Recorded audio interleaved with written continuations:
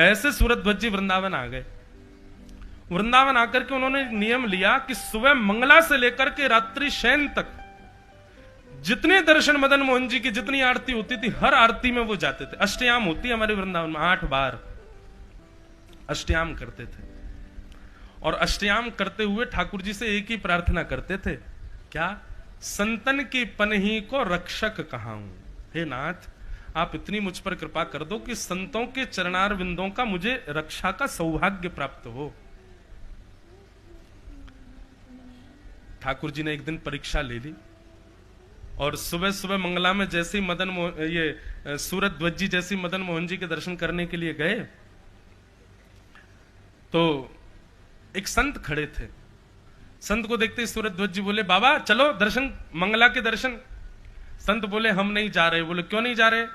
बोले, 2 दिन से हम रोज आते हैं, हमारे पादुकाओं को कोई चोरी कर ले जाता है, हम दर्शन को नहीं जा रहे। सूरध्वज जी बोले, सुनो, पादुका मुझे दीजिए, आप जाओ दर्शन करो, मैं बैठा हूं पादुका लेकर के। संत बोले, अरे नहीं नहीं, आपका दर्शन छूट जाएगा। अरे नहीं भगवान, आप जाओ दर्शन करो, मैं पादुका लेके बैठा हूं।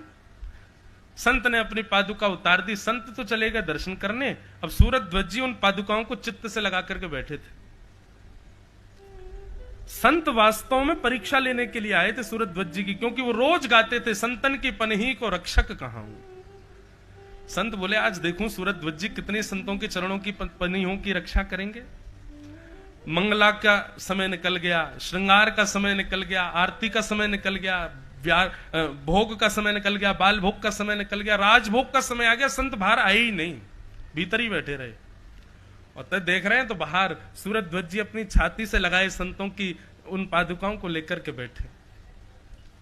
संध्या के दर्शन खुल गए, औलाई हो गई, रात्रि का ब्यारू हो गया, शयन आरती होने लगी, लेकिन सूरध्वज जी ऐसे ही बैठे रहे। रात्रि के शयन दर्शन जब पूर्ण हुए, संत निकल करके बाहर आए, नेत्र सजल हो गए, आकर के सूरध्वज जी को हृदय से लगा लिया।